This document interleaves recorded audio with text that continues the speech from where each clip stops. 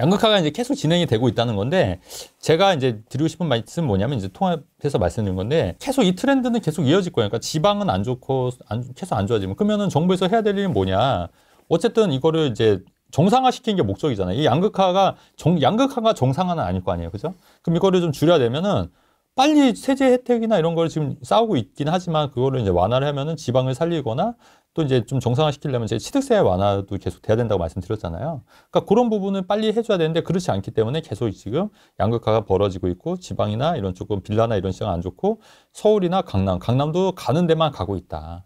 그러니까 이렇기 때문에 계속 이 양극화가 벌어지면은 사회 분열이 더 안 좋아질 수 있기 때문에 이런 부분을 빨리 좀 캐치를 해서 정책을 내야 되는데 지금 거의 식물 정부지 않습니까, 현재. 네.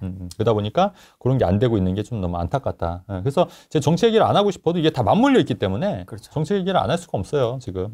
그래서 저는 한편으로 저는 항상 이게 역발상 얘기 많이 하지 않습니까? 2022년 말에 막 부동산 한창 안 좋을 때 저는 사라 그랬잖아요. 사는 것도 괜찮을 거라고 바닥일 때. 근데 실제로 그때가 정말 바닥이었고 그리고 좀 더 이제 막 올라왔을 때는 조금 서울, 강남 왔을 때는 좀 주춤하셔라.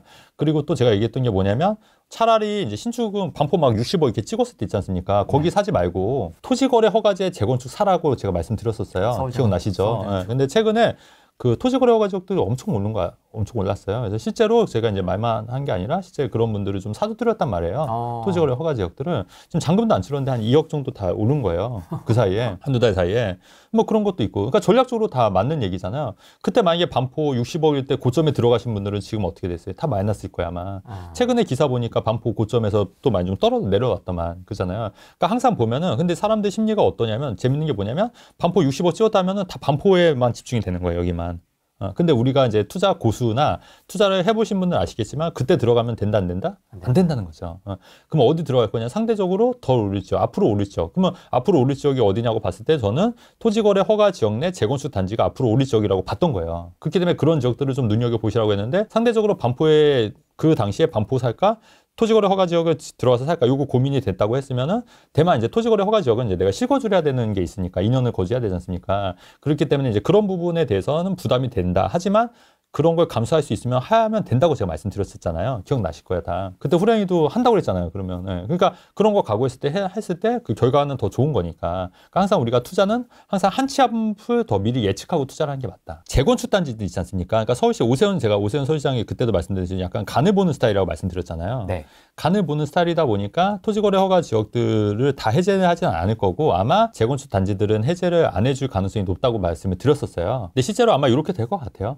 그 말은 뭐냐면 이런 지역들도 토지거래 허가가 해제가 이제 안 되면 상대적으로 더 눌려 있는데 또 한편은 저는 이런 생각도 드는 거예요. 어차피 이런 지역들은 토지거래 허가 지역으로 묶인 지역들은 우리나라 최고 입지 중에 하나라는 거죠. 그렇기 때문에 어차피 장기적으로 갈 수밖에 없다. 그러면 토지거래 허가 해제가 안 된다 하더라도 오히려 그때가 그래서 실망 매물이 혹시라도 나오게 되면은 오히려 그때가 또 매수 적기가 될 수 있는 또 기회가 될 수 있지 않겠냐. 그게 또 역발상으로도 우리가 또 생각해 볼 수 있는 문제인 거죠. 또 거꾸로. 그럼요. 네. 그러니까 우리가 이제 생각해요. 왜냐면은 실망 매물이 나올 수도 있잖아요. 내가 토지거래 허가 해제되면 팔려고 했는데 안 되네. 그러면 가격 좀 원래 한 1억 선 올리려 했는데 한 2, 3천만 올려볼까? 이렇게 하는 사람들이 분명 생길 수도 있다는 얘기죠.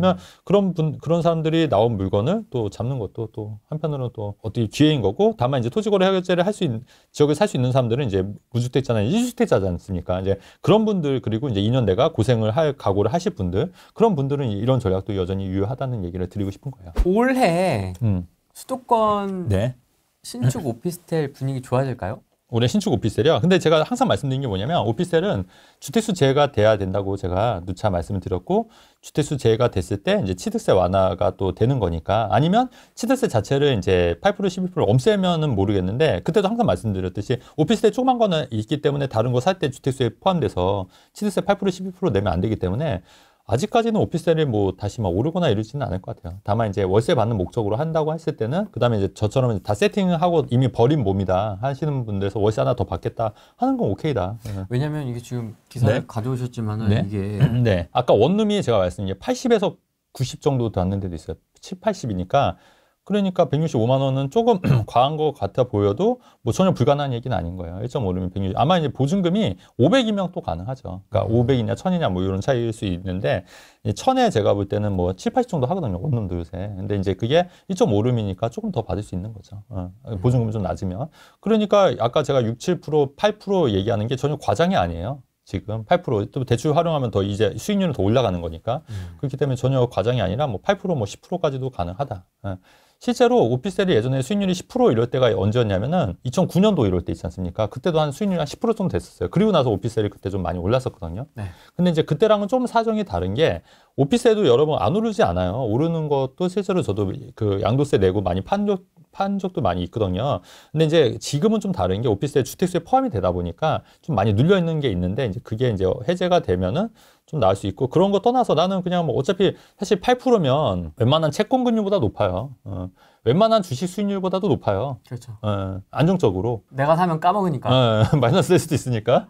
근데 웬만한 채권 수익률보다 높기 때문에 물론 이제 재산세라든가 이런 부분은 세금 부분은 부담이 되지만 또 한편으로는 매매 차익도 있는 거잖아요. 채권이나 주식은 매매 차익도 물론 있지만 또 마이너스 될 수 있는 거고 채권 가격이 뭐 오르고 떨어질 수는 있지만 또 오피스텔처럼 이렇게 크게 오르는 건 아니니까. 왜냐면 오피스텔 잘만 잡으면 또 몇천 몇억 오르는 것도 있거든요, 실제로. 채권 가격은 또 시세 차이를 내기가 너무 어렵죠. 예. 그러니까 채권할 바에는 저는 이런 부동산에서 월세 받는 것도 나쁘지 않다는 게 말씀드리는 거예요. 물론 이제 요새 뭐 간주임대료 이런 거 물론 세금도 있지만 마찬가지로 채권도 이자 소득세 내는 거예요. 15.4%. 그다음에 그 2천만 원 초과는 종합소득에 합산되는 부분도 있는 거고. 네. 그렇기 때문에 세금이 없는 게 아니에요, 여러분. 채권이나 물론 이제 주식 매매 차익은 세금이 이제 비과세긴 하지만 해외 주식은 또 2천만 원까지는 또 세금 내지 않습니까? 그러니까 이게 세금이 전혀 빠질 수 없는 거예요. 그러니까 부동산도 부동산이지만 부동산도 세금 내지만 금융상품도 세금 내기 때문에 어차피 다 똑같은 거예요. 그렇기 때문에 오피스텔 월세 받는 것도 저는 노후 대비해서 나쁘지 않다고 제가 누차 말씀을 드리는데 다만 문제가 뭐냐면 여러 개다 보니까 좀 귀찮은 건 있더라. 그러니까 차라리 뭐 상가 하나면은 하나를 받잖아요. 뭐 350이든 400이든 500이든. 근데 오피스텔 여러 채다 보니까 여기서도 받고 또 이제 안 들어오나 뭐 체크해보고 또 놓칠 수도 있고 하다 보니까 좀 귀찮아지기 시작한 거예요. 그게 달력에 적어 놓으세요? 아니 이제 그렇진 않아요. 메모 그쵸. 이제 그 다음부터는 막 왜냐면 제가 한번 놓쳐버리니까 억울하더라고요. 저희도 왜냐면 더 올릴 수 있었거든요, 보증금을. 근데 이제 그게 이제 그 뭐라 그러죠? 묵시적 갱신이 돼버린 거예요. 그러니까 그러다 보니까 이제 말은 못하지만 연장이 됐으니까 이제 적어놔야겠구나 해서 이제 그다음부터 이제 적고 있습니다. 그래서 이제 미리미리 체크하려고요. 많다 보니까 제가 잘 안 놓쳤는데 많다 보니까 이렇게 하는 거고. 근데 여러분 그 임대인도요. 그 저처럼 이렇게 정확한 임대인이 더 좋아요, 임차인들은. 왜냐하면 너무 좋은 임대인 만나지 않습니까? 그럼 임차인들이 집을 안 사요. 그래서 오히려 좋은 임대인이 만나서 집을 안 사기 때문에 결론적으로 아이러니하게 그 좋은 임대인이 나쁜 임대인이 될 수 있는 거고.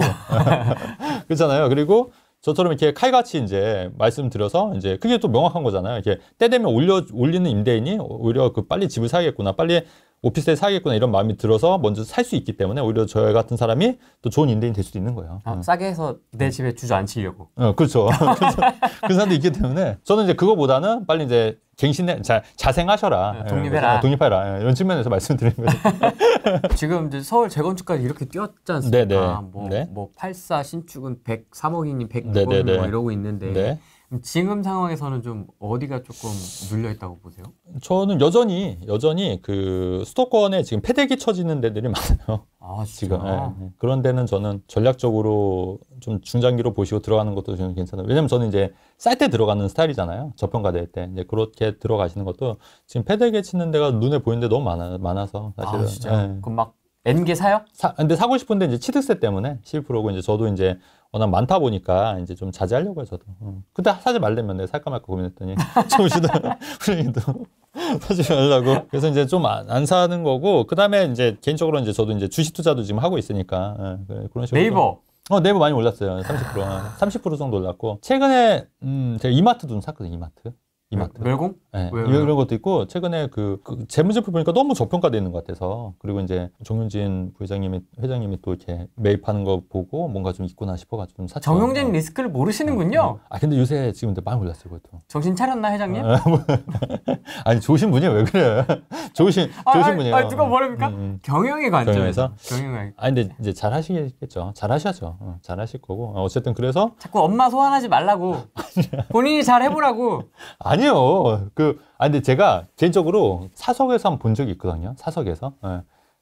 사석에서 이제 본 적이 있는데, 너무 좋았습니다. 진짜 너무 그러니까 좋아요. 저도 인간적으로 네, 되게 네, 한번 맞아요. 만나 뵙고 싶고 되게 좋은 건 네네. 알겠어요. 생각도 되게 네. 바르시고. 맞아요. 근데 이제 경영자로만 보자는 거죠. 사업중심에서 경영자로. 잘하실 거예요. 이게 이제. 회사냐? 이거죠. 제 입장에서. 아, 그래요? 이게 회사냐 지금. 잘하실 걸로. 이마트 바나나 좀 제대로 날아줘. 감수광 제대로 날아줘. 자꾸 치키타 이런 거 넣지 말고 감수광으로 제대로 깔아라. 나 너무 화가 나는 거야. 감수광이 진짜요? 있는데 왜 자꾸 번갈아 가면서 이상한 거 자꾸 깔아놓냐고. 아, 그래요? 근데 그 정도까지 실물을 아시진 않지.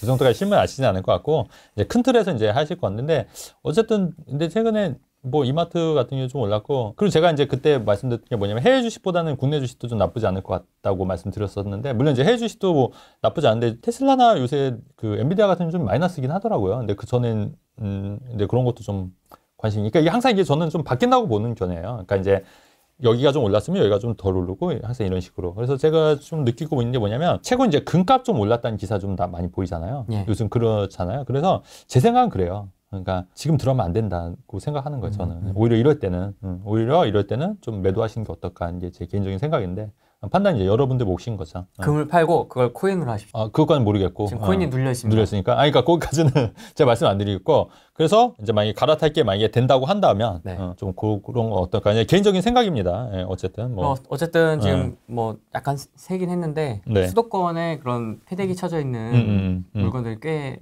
많아요, 지금. 많이 있다. 네, 그런 데를 좀 관심 있게 보고 있다. 네네네. 그런 데 관심 있게 보고 있고, 또 이제 그런 데로 전략적으로 노리면 한 2, 3년 후에는 그래도 좀 괜찮지 않을까. 그러니까 저는 이제 항상 느끼는 게 남들이 안 할 때 들어가고, 남들이 이제 막 이제 열강할 때 나우잔주의잖아요. 이제 항상. 네. 그렇기 때문에 이제 그런 관점에서 봤을 때는 그런 적들도 좀 기회들이 있지 않겠냐, 이제 제 개인적인 생각입니다.